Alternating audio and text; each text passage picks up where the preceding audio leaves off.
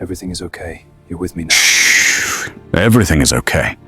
You're with me now. Stay with me. She didn't plan to crash a Duke's carriage on her wedding day. She planned to survive it. Sofia Phillips threw herself into the most feared carriage in London to escape the man who bought her like livestock at auction. As Hayden Peters pressed his face against the glass, lantern raised, hunting her like a runaway animal, the Duke everyone called a monster pulled her into shadow and whispered 3 words that would destroy everything she thought she knew about safety. "I'll protect you."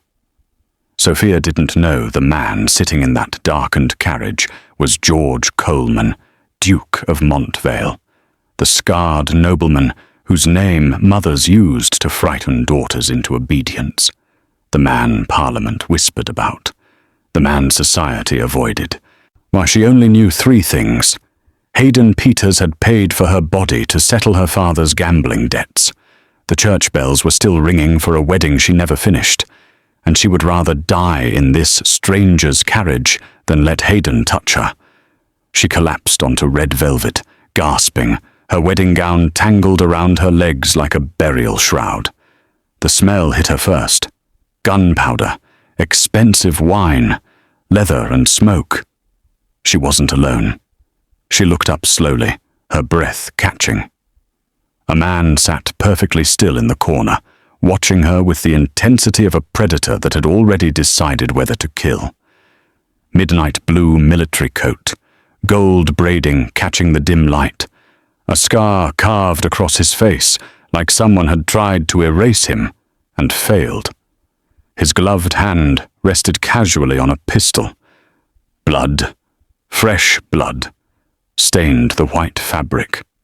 His eyes didn't blink, didn't soften, just watched. Then light exploded against the window. Hayden, face pressed to the glass, lantern raised, smiling like he'd already won. He knocked 3 times, slow, deliberate, a promise. "Sofia, darling." His voice slithered through the glass like poison. "Come out now. Be reasonable. We have guests waiting." Sofia pressed herself against the far wall, shaking so hard her teeth chattered. She waited for the Duke to open the door, to hand her over, to collect whatever reward Hayden would pay. Instead, George Coleman leaned forward. His gloved hand, blood-stained and steady, rested gently on her shoulder. "He will not touch you," he said quietly, his voice like winter frost. "I'll protect you." He tapped the roof twice. The carriage lurched forward, gliding past Hayden's furious, disbelieving face. But as they rolled deeper into the night, away from the church, away from London, toward an estate Sofia had only heard about in warnings, one question tore through her mind. Why had his carriage been waiting so perfectly near the church? If you've ever felt trapped by a choice someone else made for you, if you've ever wondered what happens when the monster becomes the safest place to hide, if you've ever wanted to run and didn't know where to go, stop right now. Hit that subscribe button, because stories like this don't survive without you choosing them. They disappear into silence, and I need to know you're here. Drop a comment below.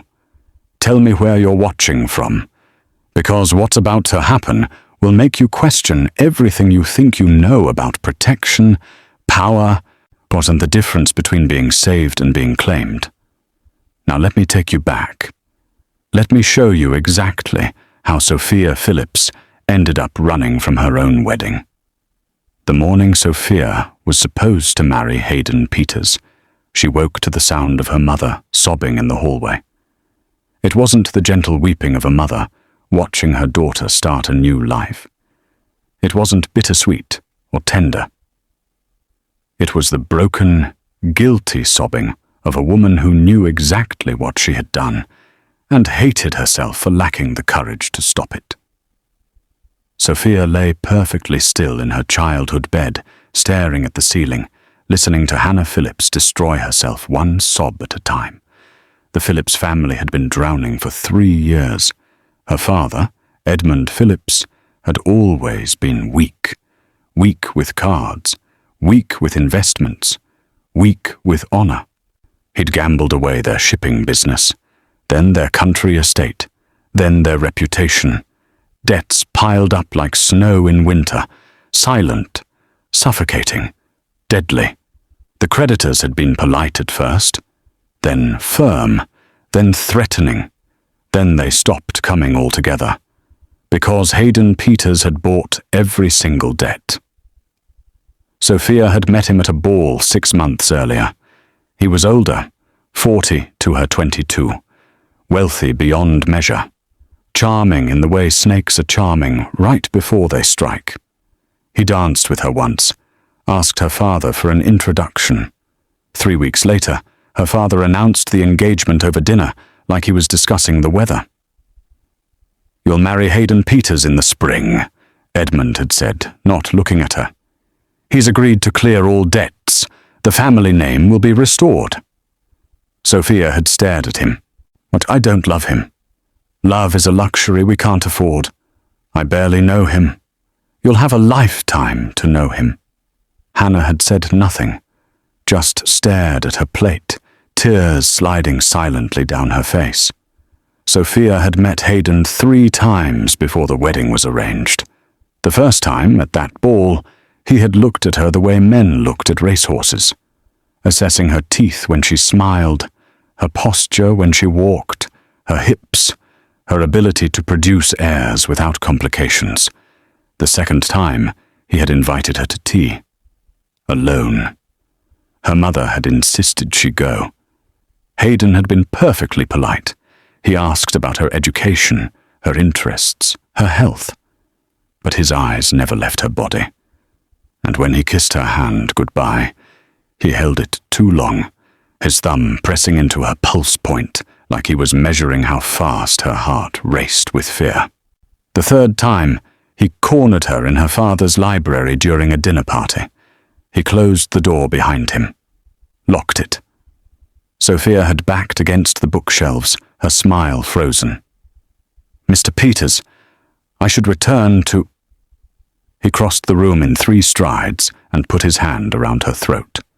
Not squeezing, just resting there. Heavy. A promise. "You need to understand something, Sophia," he whispered, his breath thick with brandy and something darker. "I've paid a considerable sum for you. Your father's debts, your family's future, your body. All of it belongs to me now." Sophia couldn't breathe. "I'm not a cruel man," Hayden continued, his thumb stroking her jawline.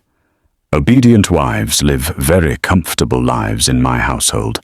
They wear beautiful clothes, attend elegant parties, want for nothing."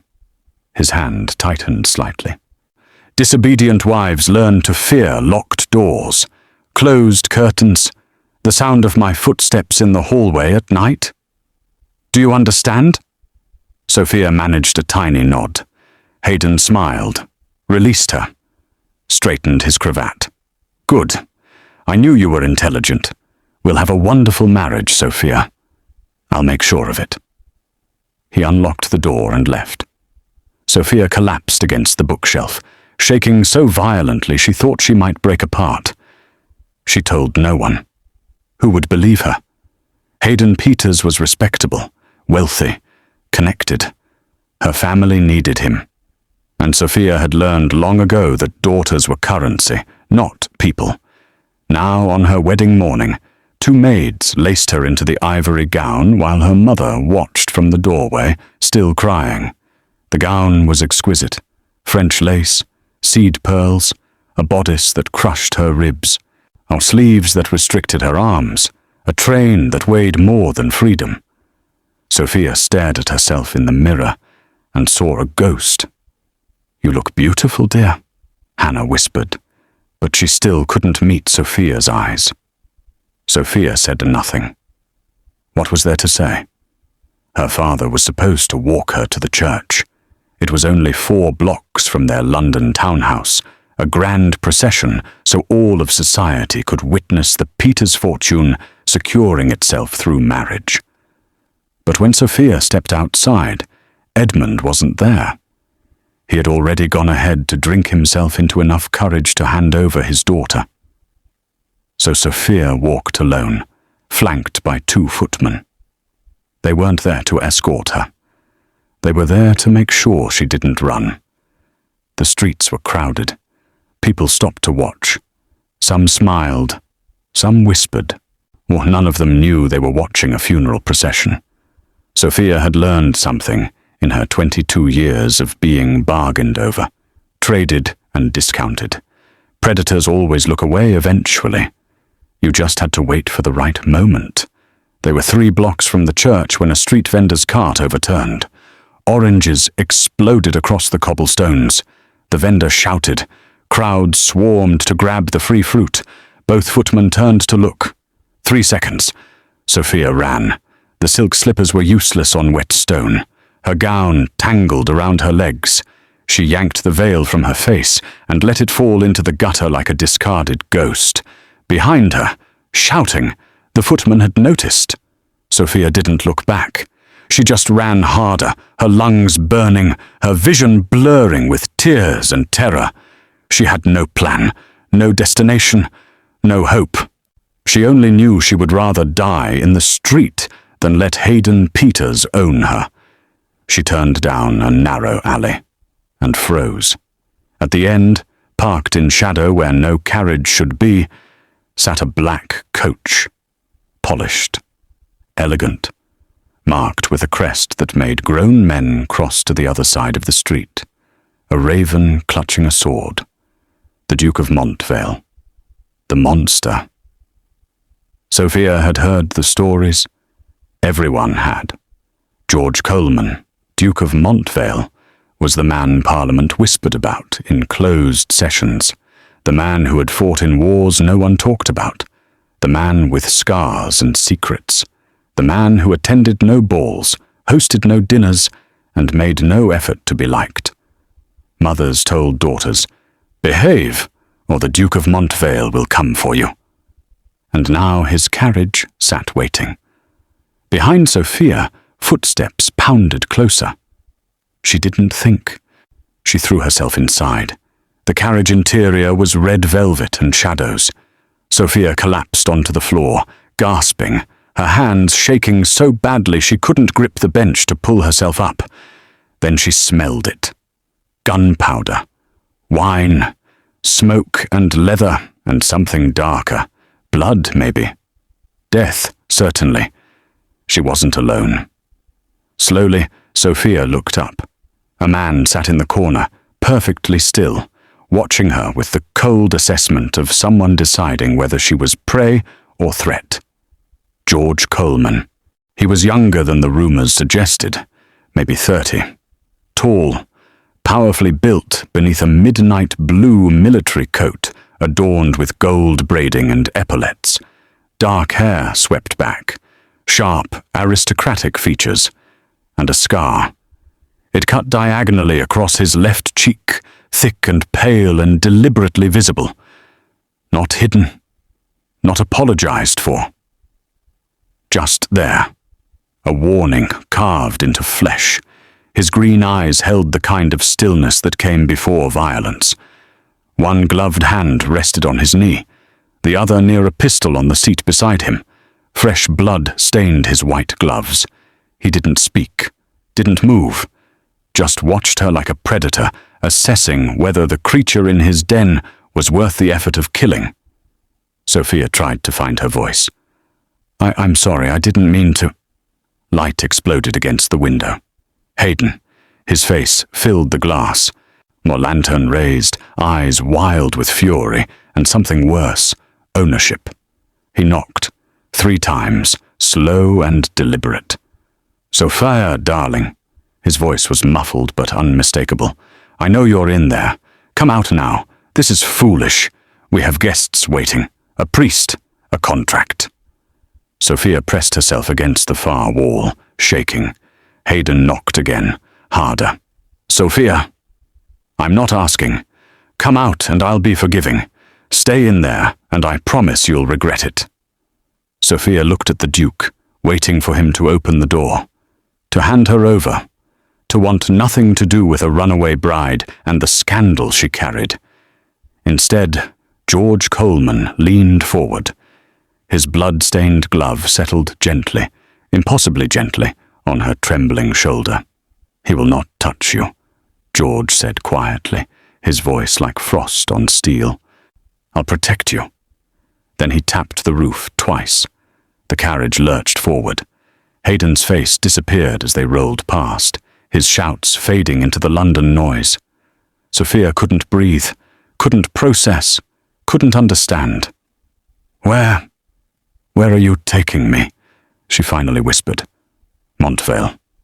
My estate." "Why?" "Because you ran into my carriage, and I don't return terrified women to men who hunt them." Sofia stared at him.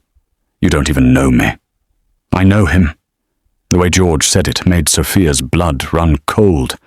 "You've met Hayden Peters?" George's jaw tightened. For a long moment, he said nothing. Then he shifted, and the lantern light caught the full length of his scar. 5 years ago, a woman named Natasha Gardiner came to London for the season, he said flatly. Beautiful, intelligent, and from a respectable family drowning in debt. Sofia's breath caught. Hayden Peters courted her, married her within 8 weeks. Everyone said it was romantic. A love match. What happened? 3 months later, Natasha was dead. George's voice was ice. The official report said she fell down the stairs.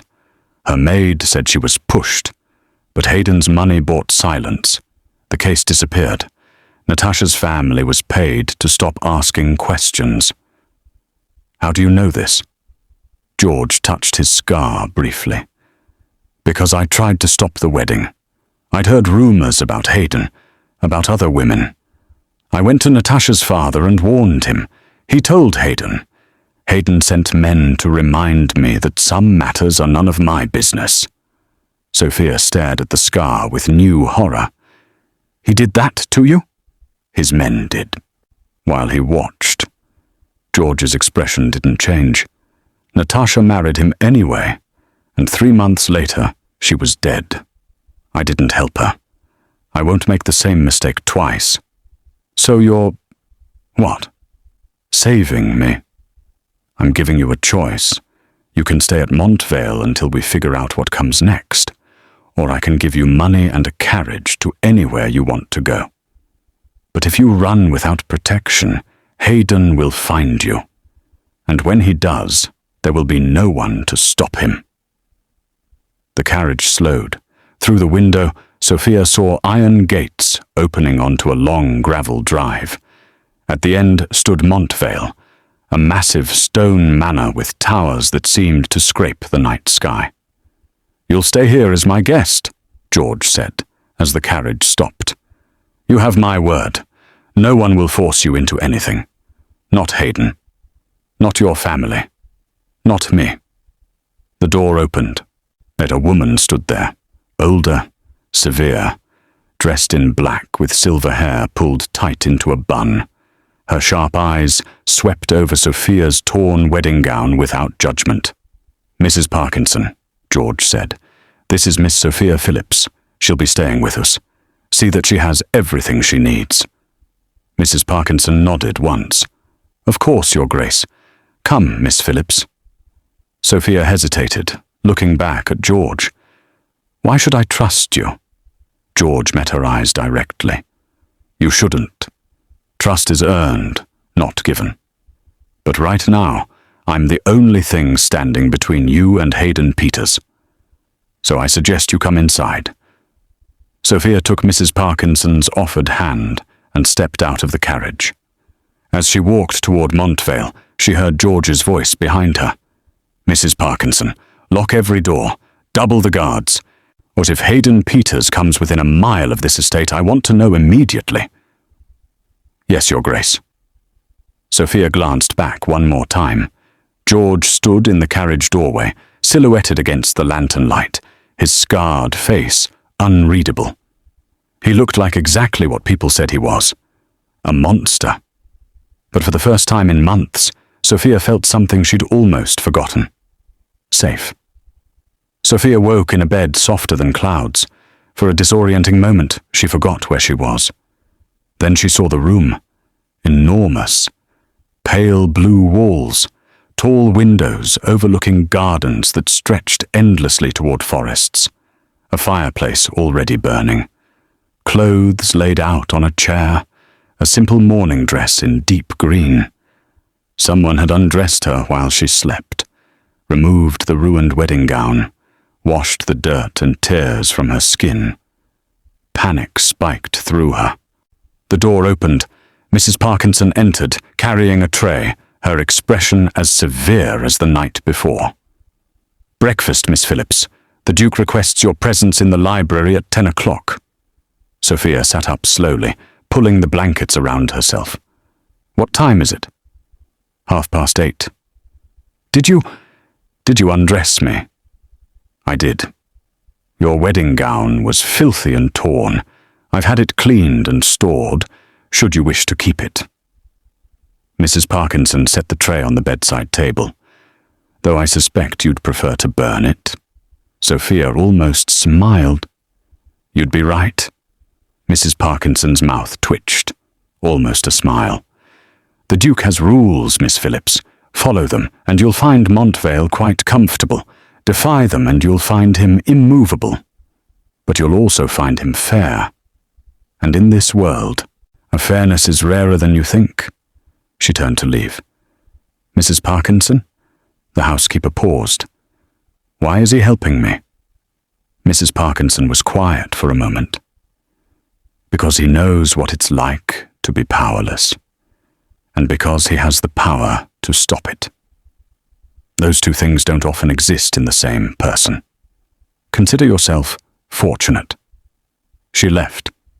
Sofia ate quickly. Bread, cheese, fruit, tea, then dressed in the green gown. It fit perfectly. Someone had measured her while she slept. The thought should have terrified her. Instead, it felt careful, considerate. At exactly 10 o'clock, a maid led Sofia to the library. It was enormous, floor-to-ceiling bookshelves, leather furniture, a massive desk near windows overlooking the grounds. Maps and documents covered every surface. George stood by the window, hands clasped behind his back, looking out at the gardens. He wore a simpler coat today, dark grey with minimal embellishment, but the military precision remained in every line. He didn't turn when Sofia entered. "Sit, please." Sofia sat in the chair facing his desk. George finally turned. In full daylight, he looked different. The scar was still prominent, but his face held less menace and more weariness. Like a man who had seen too much and survived anyway. "Hayden Peters came here last night," George said without preamble. "After you were asleep. He demanded I return his bride." Sofia's hands clenched in her lap. "What did you tell him?" "That you were under my protection. That if he wished to dispute the matter, he could take it to the courts. That I would personally fund your legal defense and ensure every detail of his past was examined publicly. And he threatened to ruin me, to ruin you, to tell all of London that you're a whore who seduced a duke to escape your obligations." Sofia felt sick. "Then I should leave. I won't let you—" "I'm not finished." George's voice cut through her panic like a blade. "I told him that if he pursued this, I would personally investigate Natasha Gardner's death. I would hire the best investigators in England. I would use every resource I have to ensure the truth came to light. And I would make certain Parliament knew exactly what kind of man he is." Sofia stared at him. "You threatened him?" "I promised him." George's eyes were cold green fire. He left. "But he won't stop, Sofia. The men like Hayden don't surrender what they believe they own." "Then what do I do?" George walked to his desk and pulled out a document. He set it in front of her. "We marry." Sofia shot to her feet. "What?" "A marriage of protection. Legal. Public. binding enough to sever Hayden's claim permanently. George remained perfectly calm. You would be the Duchess of Montvale, legally untouchable, socially protected. But I can't. I barely know you. You don't have to love me, Sofia. You don't even have to like me. This is a contract. Protection in exchange for your presence at social functions. Nothing more. Sofia's mind raced. What about marital duties? None. Your chambers will be your own. I won't enter them without invitation. You'll have complete autonomy over your body and your choices. Why would you do this? Because it's the only legal protection strong enough to keep Hayden away. George's expression softened slightly. And because I refuse to watch another woman destroyed by him when I have the power to prevent it. And if I refuse, then I'll give you money, documents, and a carriage to anywhere in England or beyond. I'll provide letters of introduction to ensure your safety.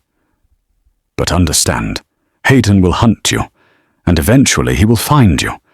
When he does, no one will stop him. Sofia sank back into the chair. Her hands shook. This is insane. Yes, George agreed quietly, but it's also the only option that keeps you alive. Sofia looked at the document. A marriage contract.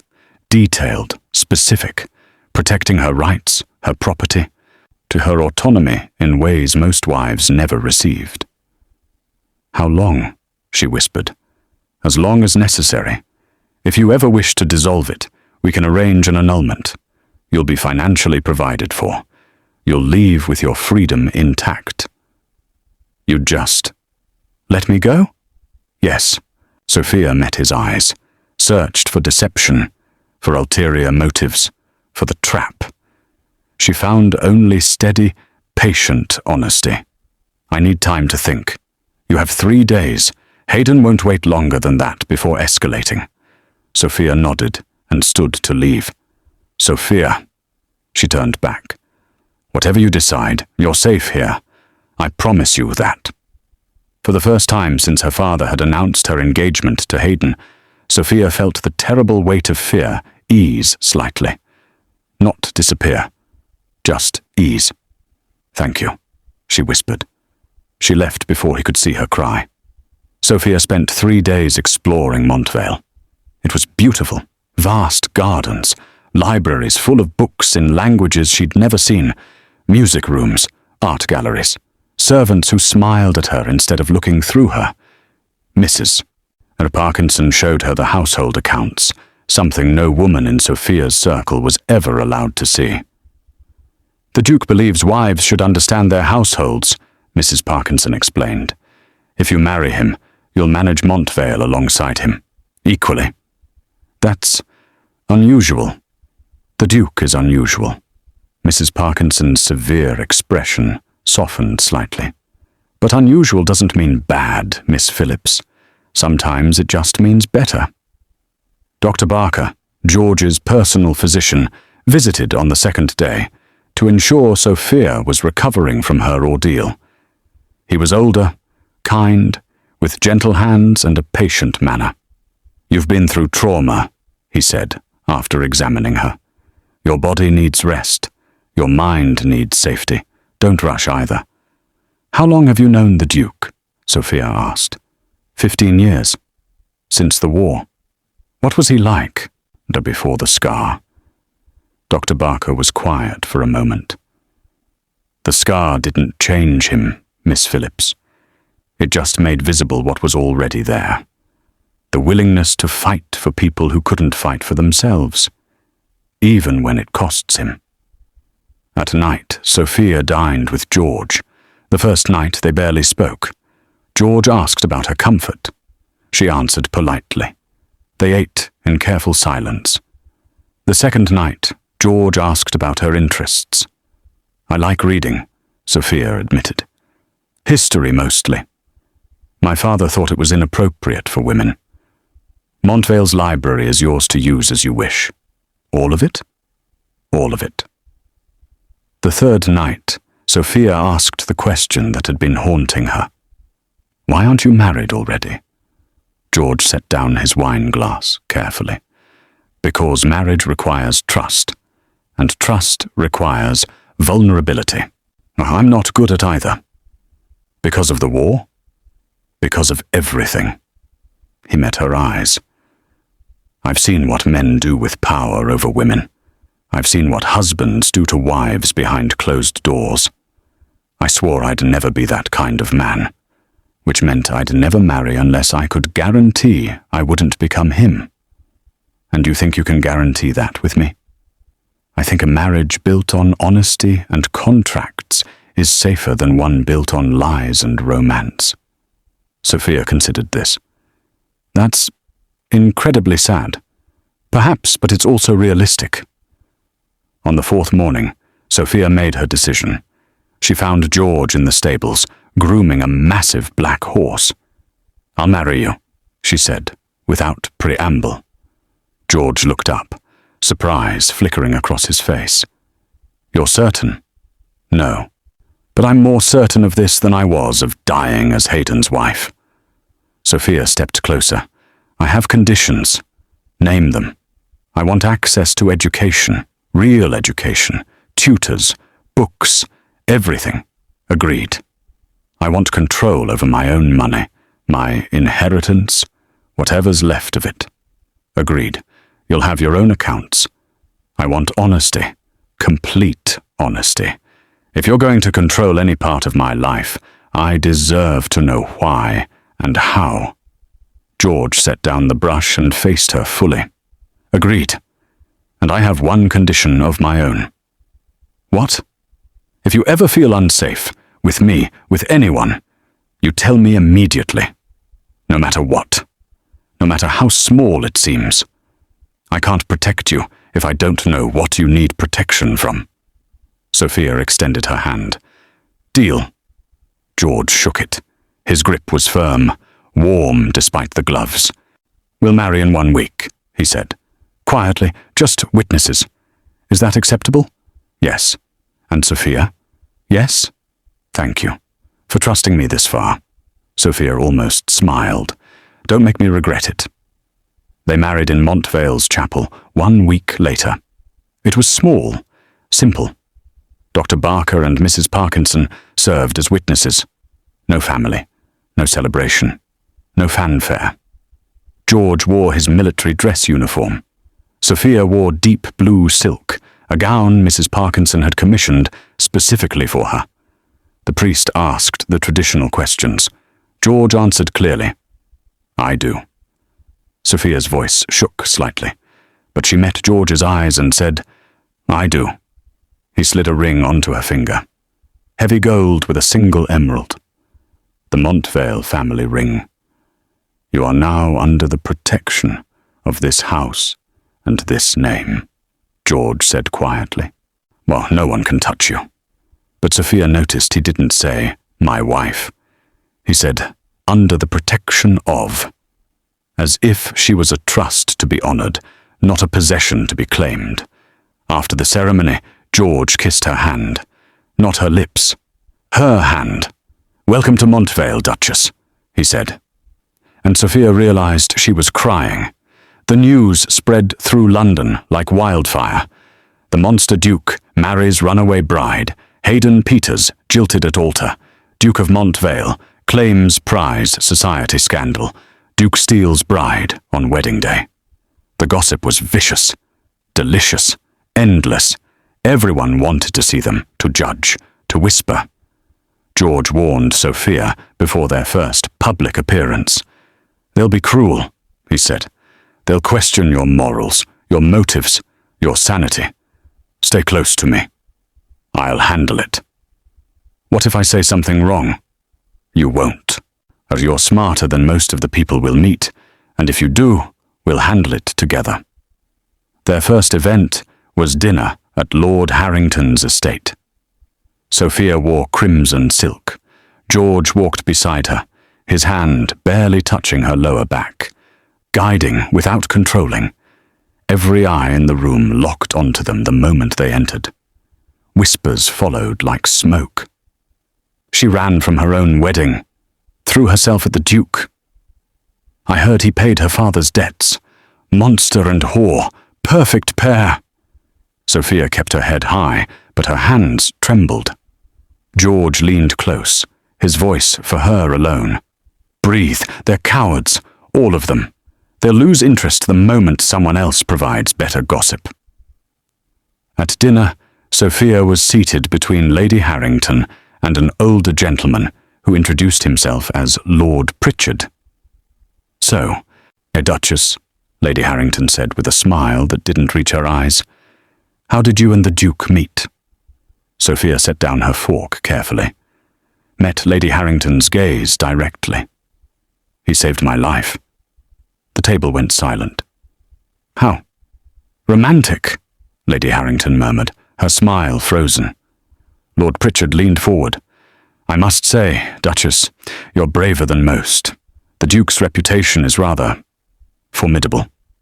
So is mine now, I suppose, Sofia said calmly. I ran from a wedding in the middle of London. That takes either bravery or insanity. I'll let you decide which. Nervous laughter rippled through the table. After dinner, George found Sofia on the balcony, staring at the gardens, shaking. You did remarkably well. I felt like an animal in a cage. You were, but you didn't flinch. He stood beside her. Or they'll lose interest eventually. Will they? George was quiet for a long moment. No, probably not. Society loves nothing more than watching powerful people squirm, but they'll get bored of the same story, and then we'll just be another married couple. Is that what we are? George looked at her. I don't know. What do you want us to be? Sofia didn't know how to answer. Life at Montvale settled into a rhythm. George was gone most mornings, managing estate business, attending parliament sessions, meeting with stewards and tenants. Sofia spent her days reading, learning estate management from Mrs. Parkinson, riding horses she was finally allowed to choose herself. George hired tutors, a language instructor, a mathematics professor, a history scholar. Most men don't educate their wives, Sofia said one evening over dinner. Or most men are fools, George replied. Intelligence doesn't disappear because society pretends it's unfeminine. At night they dined together, sometimes in silence, sometimes in conversation that grew easier, less guarded. Why did you join the military? Sofia asked one night. Because my father was a drunk who beat my mother and spent our fortune on mistresses. I wanted to be anywhere he wasn't. Did it work? He died while I was gone. So yes. Do you regret not being there? No, I regret not taking my mother with me. Where is she now? Dead. 5 years after him. The doctors said her heart failed. I think she just stopped wanting to fight. Sofia reached across the table, took his hand. George looked surprised, but he didn't pull away. I'm sorry, Sofia whispered. So am I. 2 months into their marriage, Sofia began to notice things. The way George always positioned himself between her and strangers. The way he listened when she spoke, actually listened, like her words mattered. The way he never raised his voice, never crowded her space, never made her feel small. And the way he looked at her sometimes, when he thought she wasn't watching, like she was something precious, something he didn't quite know how to hold without breaking. One night, Sofia couldn't sleep. She wandered the halls of Montvale, eventually finding herself outside George's study. Light spilled from under the door. She knocked softly. Come in. George sat at his desk, papers spread before him, his coat discarded, shirt sleeves rolled up. He looked tired. Can't sleep? He asked. No. You? I don't sleep much. Why not? Old habits from the war. If you sleep too deeply, you wake up dead. Sofia moved into the room, sitting in the chair across from him. "What are you working on?" "Legislation, trying to pass laws that would give women more property rights after marriage." Sofia blinked. "That's what, why?" "Because the current laws are barbaric. Women should own themselves and their property. Marriage shouldn't be legal theft." "Most men would disagree with you. Most men benefit from the current system. I don't need to benefit from injustice to feel powerful." Sofia studied him. "You're nothing like what people say." "What do people say?" "That you're a monster. Cold, dangerous, cruel." George's mouth twisted. "And you've discovered I'm not?" "I've discovered you're dangerous, certainly, but not cruel. There's a difference." "Is there?" "Yes. Cruelty requires enjoying others' pain. You just refuse to let anyone cause it." George was quiet for a long moment. Then he said very softly, "Thank you." "For what?" "For seeing the difference." Sofia stood. "I should let you work." "Sofia." She paused at the door. "You can always come here. At any time, day or night. You're not intruding." Something warm unfurled in Sofia's chest. "Good night, George." "Good night?" As Sofia walked back to her chambers, she realized something terrifying. She was starting to care about him, not as a protector, not as a contract, as him. Everything shattered 3 months into their marriage. Sofia was looking for a book in George's study while he was at Parliament. She found it on the bottom shelf. But when she pulled it free, something fell from behind it. A wooden box. Inside were documents, legal documents, debts, notes, contracts, all bearing one signature, Edmund Phillips, all held by George Coleman, Duke of Montvale, dated 3 years ago. Sofia's blood turned to ice. She read through them with shaking hands. George had owned her father's debts, all of them, for 3 years. Before Hayden, but before the engagement, before everything, which meant George had the legal right to claim her at any time, which meant the study door opened. George froze when he saw her holding the documents. "Sofia, you owned my father's debts." Her voice shook. "You've had the power to claim me this entire time." "Let me explain. You orchestrated this." The words came out like poison. "You positioned your carriage near the church. You knew I'd run. You planned all of it." George stepped into the room, hands raised like she was a frightened animal. "Yes." Sofia staggered back. "You admit it?" "I positioned the carriage. I knew Hayden's reputation. I suspected you'd run. I planned to be there when you did." "Why?" "Because I couldn't watch him destroy another woman." "No!" Sofia's voice broke. "You didn't save me. You collected me, but like debt repayment." "That's not... Then why keep the documents? Why not tell me?" "Because you wouldn't have believed me. You were terrified, Sofia. If I'd told you I owned your father's debts, you would have thought I was exactly like Hayden. Another man using leverage to own you. Aren't you?" The words landed like a physical blow. George's expression crumbled. "I never intended to use them." "Then why keep them?" "Because I'm a coward." George's voice was raw. "Because some part of me wanted the safety net, the guarantee that you couldn't leave. And I hate myself for it." Sofia looked at the documents in her hands. "These give you complete legal control over me. My choices. My future. My body." "I know. You could have forced me into anything." "I know. You could have... I know!" George's shout echoed through the study. Then, quieter, broken. "I know, and I'm sorry. I'm so sorry, Sofia." Sofia couldn't breathe, couldn't think. "Get out!" George stared at her. "Get out of your own study. Get away from me. Now." George left without another word. Sophia collapsed into the chair, the document spilling from her hands. She had trusted him, actually trusted him, and it had been built on lies from the beginning. Sophia locked herself in her chambers for 2 days. Mrs. Parkinson brought food. Dr. Barker knocked, asking to examine her. Sophia refused both. On the 3rd morning, there was a knock on her door. "Sophia," George's voice, "I'm leaving something outside. What you do with it is your choice." Footsteps retreated. Sophia waited 10 minutes before opening the door.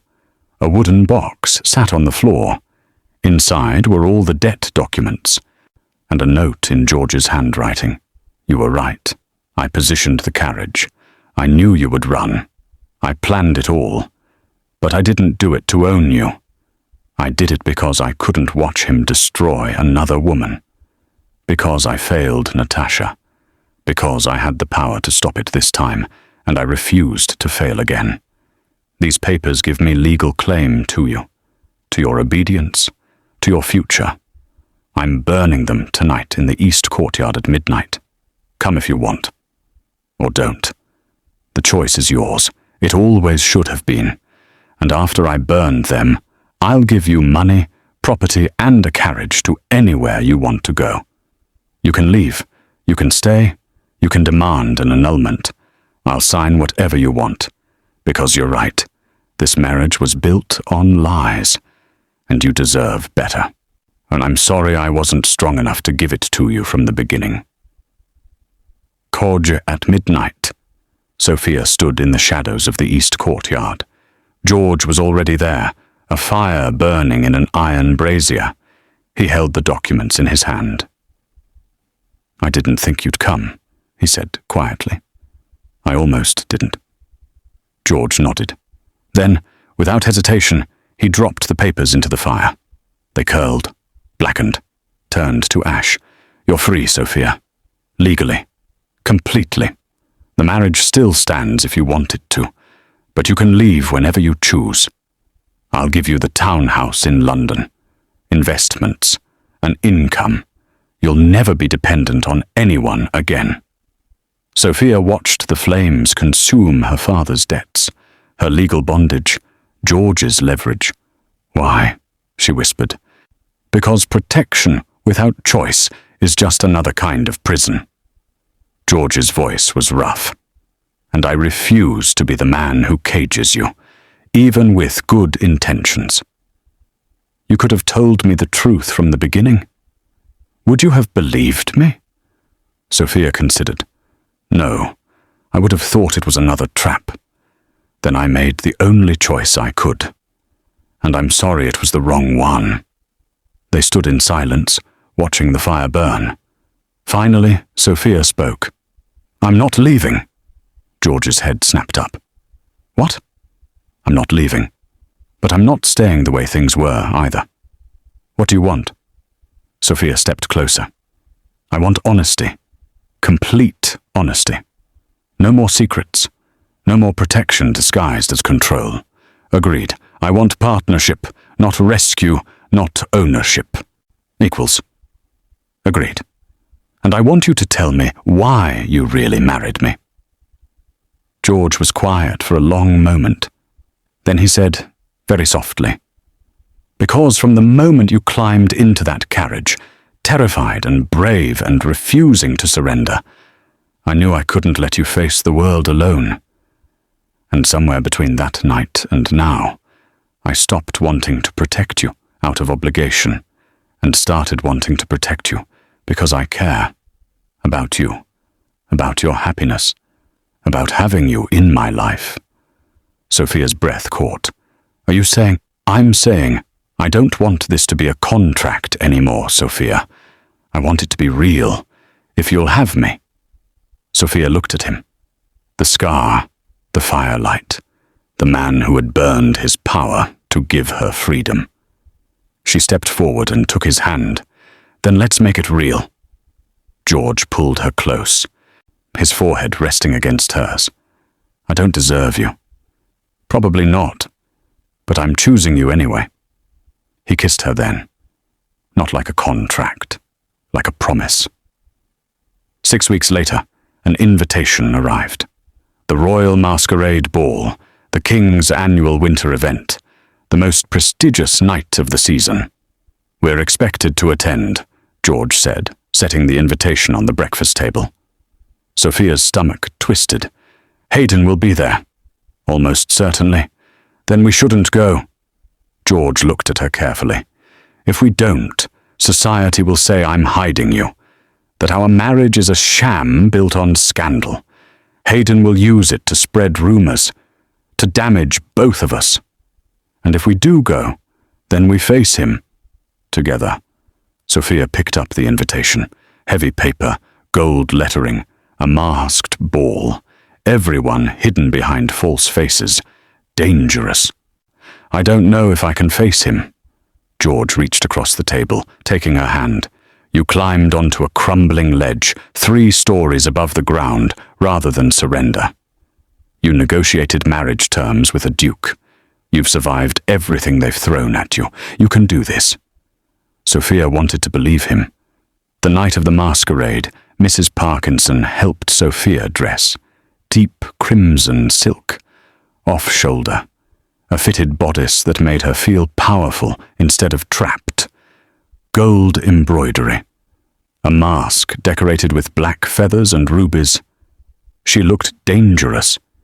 She looked like a duchess. George waited at the bottom of the stairs.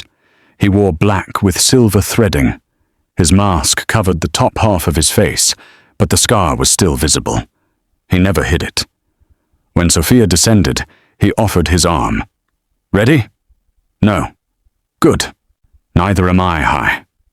The palace ballroom was overwhelming.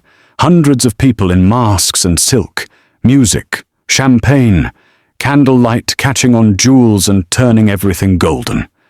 Sophia recognized no one. Everyone was a stranger. George kept her close, his hand steady on her waist as they moved through the crowd. "He's here," George murmured. Sophia followed his gaze. Across the room, a man in a white mask stood watching them. Tall, perfectly tailored, smiling. Hayden Peters. "Stay calm," George said quietly. "Don't give him the reaction he wants." But Hayden was already moving towards them. He stopped directly in front of Sophia, ignoring George entirely. "Sophia, you look exquisite." "Mr. Peters." Her voice was ice. "I've missed you." He reached for her hand. George stepped between them. "She's spoken for." Hayden's smile widened. "Is she? Or is she simply traded from one owner to another?" People nearby went silent, sensing drama. Hayden raised his voice, addressing the crowd. "I wonder, Your Grace, did you inform your bride that you held her family's debts before you married her? Or was that a detail you conveniently omitted?" Gasps rippled through the ballroom. Sophia felt every eye turn towards them. George's expression didn't change. "That debt was destroyed, but our marriage is none of your concern, isn't it?" Hayden turned to the crowd, playing to them like an actor. "This woman was promised to me, legally. Her father agreed. A contract was signed, and this duke used manipulation and coercion to steal her." "That's a lie," Sophia said, her voice ringing clear. Hayden looked at her with mock sympathy. "Is it? Then tell them, Sophia. Tell them you chose him freely, that he didn't position himself perfectly to catch you when you ran, that he didn't plan your so-called rescue." Sophia's breath caught, because George had admitted it. He had planned it. "I see," Hayden said, his smile triumphant. "Silence speaks volumes, doesn't it?"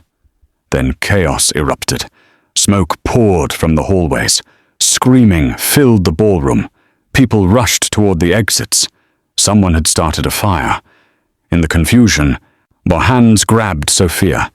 She was pulled backward, away from George, toward a side door. "No!" She fought, but there were too many of them. Hayden's men. They dragged her into a corridor, locked the door behind them. Hayden appeared through the smoke, mask removed. Did you really think I'd let you go, Sofia? Sofia was trapped.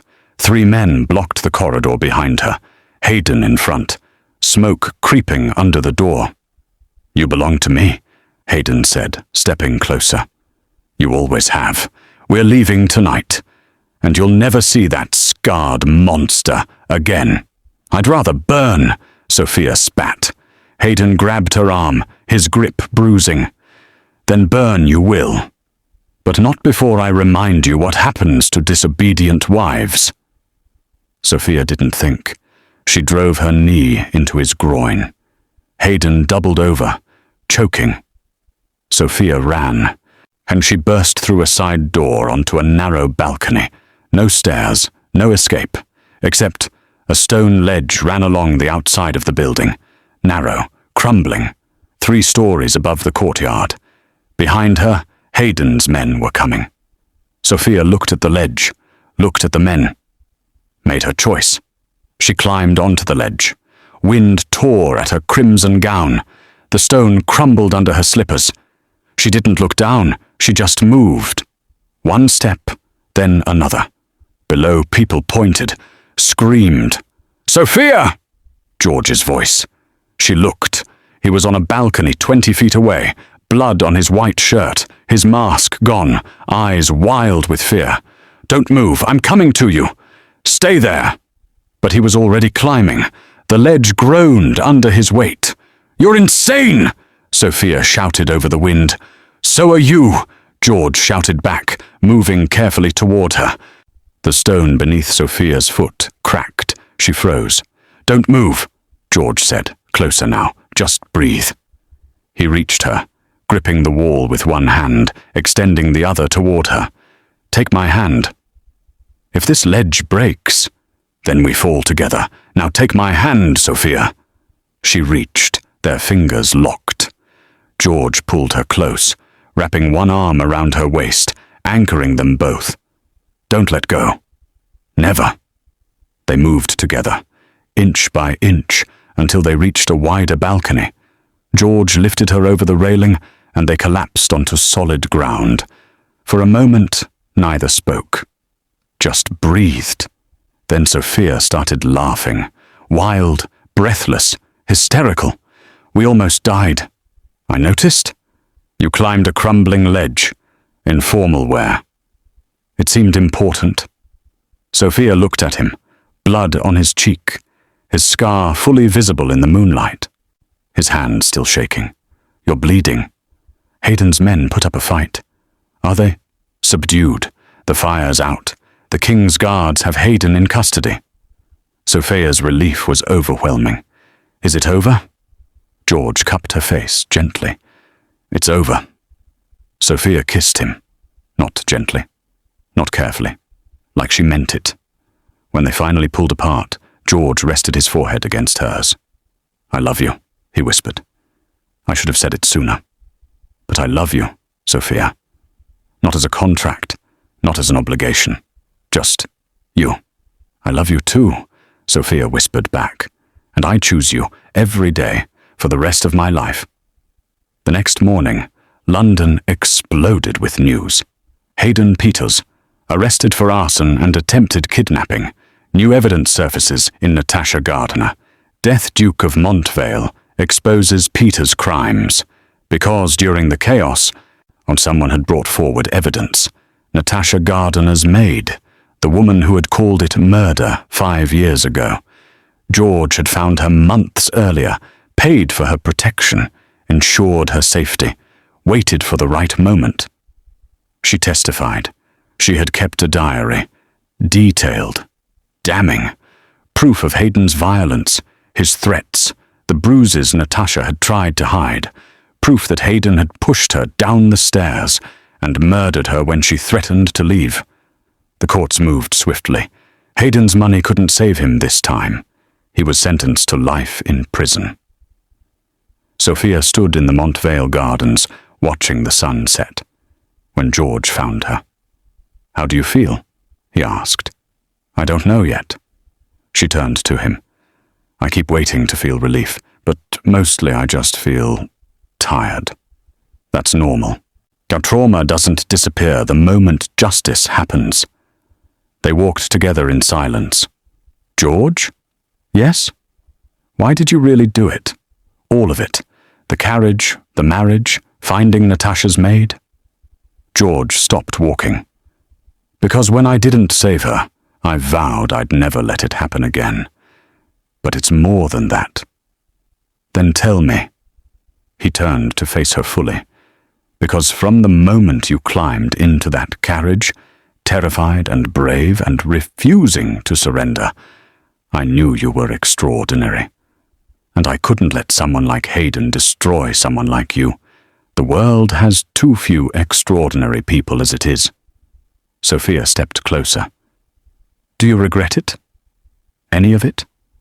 Only that I didn't do it sooner. That I let you suffer even one day with him. It wasn't your responsibility. Maybe not. But I made it mine anyway. Sofia took his hands. I need to ask you something. Anything. This marriage. Do you want it to be real? Truly real. George's expression softened. More than anything. Then let's make it real. Publicly. A proper wedding. With family and witnesses and vows that mean something. George smiled. Actually smiled. Are you asking me to marry you again, Duchess? I am. Will you? Yes. 1,000 times yes.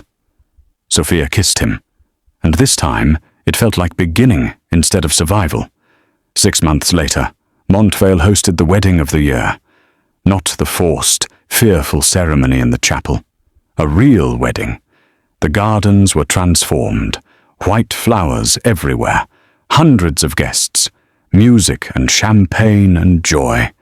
Sofia wore ivory silk, but this time the gown felt like freedom instead of a shroud. Her mother Hannah attended, sober and tearful, having finally left Edmund Phillips. Dr. Barker walked Sofia down the aisle, the man who had shown her what kindness looked like. George stood at the altar in his military dress uniform, the scar proudly visible, waiting for her.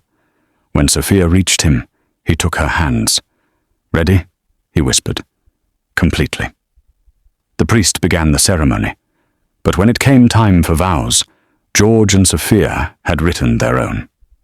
George spoke first.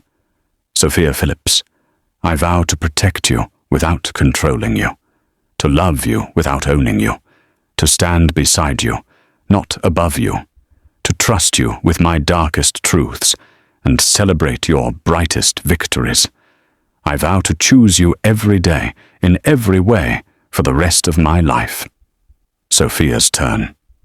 George Coleman, I vow to choose courage over fear, to trust you with my heart, even when it terrifies me, to stand with you against whatever comes, to love you not because you saved me, but because you taught me how to save myself.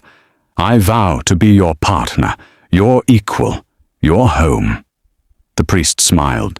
By the power vested in me, I now pronounce you husband and wife. You may. George pulled Sofia close and kissed her before the priest finished. The crowd erupted in applause. When they finally pulled apart, both were crying. Hello, wife, George whispered. Hello, husband, Sofia whispered back. The reception was beautiful. Dancing. Toasts. Mrs. Parkinson smiled, actually smiled. Dr. Barker gave a speech about how love was the best medicine. Even Hannah Phillips approached Sofia, asking quietly if they could talk. Not today, Mother, Sofia said gently, but someday, when I'm ready. Hannah nodded, tears streaming. I understand. And I'm sorry, not for all of it. Sofia didn't forgive her, not yet. But she didn't hate her either. It was progress. As night fell, George led Sofia to the dance floor. They moved together, perfectly in sync, as if they'd been doing this for years. Happy? George asked. Completely. You? More than I ever thought possible. Sofia rested her head against his chest. What happens now? Now we live, together, however we choose. I like the sound of that. 1 year later, Sofia stood in the Montvale nursery, holding a tiny bundle wrapped in blue blankets. Alexander George Coleman, heir to the Montvale dukedom, born 3 weeks earlier after 14 hours of labor that had terrified George more than any battlefield. Now George stood beside her, looking at their son with an expression of complete wonder. "He's perfect," George whispered. "Oh, he has your eyes," Sofia said, "and your stubbornness. He refused to come out for 14 hours. Sofia laughed softly. He wanted to make an entrance. George wrapped his arm around her shoulders, pulling her close. "Are you happy?" he asked. "I'm more than happy. I'm free, and loved, and home." "So am I." They stood together, watching their son sleep, surrounded by the life they had built from ashes. A life built on choice, not obligation. On partnership, not possession. On love, not fear. Outside, Montvale stretched endlessly under the stars. Inside, a family had begun. Sofia stood in Parliament's visitor gallery, watching George debate on the floor below. He was fighting for the Married Women's Property Act, legislation that would finally give women control over their own property and earnings after marriage. It was personal for both of them. The current laws, George's voice rang through the chamber, treat women as property themselves, as if marriage is a transaction that transfers ownership rather than a partnership between equals. This is not just unjust, it's barbaric, and this Parliament has the power to change it. Conservative lords shouted objections. George didn't flinch. "I have lived both sides of this argument," he continued. "I have seen what powerlessness does to women. I have seen what power without accountability does to men. And I tell you now, giving women legal equality doesn't diminish men. It elevates everyone." The vote was called. The act passed. Barely. But it passed. Sofia met George outside the chamber, throwing her arms around him. "You did it." "We did it," George corrected. "You wrote half of those arguments. They'll hate you for this. Let them. Some things are worth the hatred." At home, Alexander and his younger sister Catherine were playing in the gardens, supervised by a smiling Mrs. Parkinson. "Mama!" Alexander shouted, running towards them. "We built a fort." Catherine, 3 years old and fearless, followed. "A big fort with walls!" George swept both children into his arms, laughing as they shrieked with joy. Sofia watched them, her heart so full it hurt. This was everything she'd never dared to hope for. Freedom, love, family, purpose, a life chosen, not endured. That night, after the children were asleep, Sofia and George sat in the library, reading by firelight. Sofia looked up from her book. "I love you," she whispered. "I love you too. Always." Outside, Montvale stood strong under the stars. Inside, a love born from chaos had become unshakable, and Sofia Phillips Coleman, Duchess of Montvale, knew exactly what she was. Not a possession, not a prize, not a victim rescued, but a woman who had chosen her own fate and made it extraordinary. If you stayed until the end, then Sofia's story mattered to you, and that matters to me.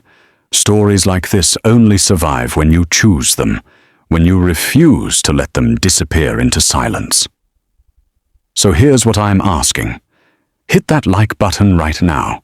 Share this with someone who needs to hear that running isn't weakness, it's survival. That monsters aren't always the ones with scars. Sometimes they're the ones with perfect smiles. That love doesn't have to be a cage. Subscribe so these stories keep living. So voices that deserve to be heard don't get drowned out by silence. And comment below. Tell me where you're watching from. Tell me if you've ever had to run. if you've ever had to choose danger over surrender, if you've ever found safety in the last place you expected, your voice matters. Your story matters. And engagement is how we make sure the monsters don't win. Thank you for being here. Thank you for choosing Sofia's story. Thank you for staying until the end. Until next time, stay brave, stay free, and never let anyone convince you that survival isn't strength. Thank and good night.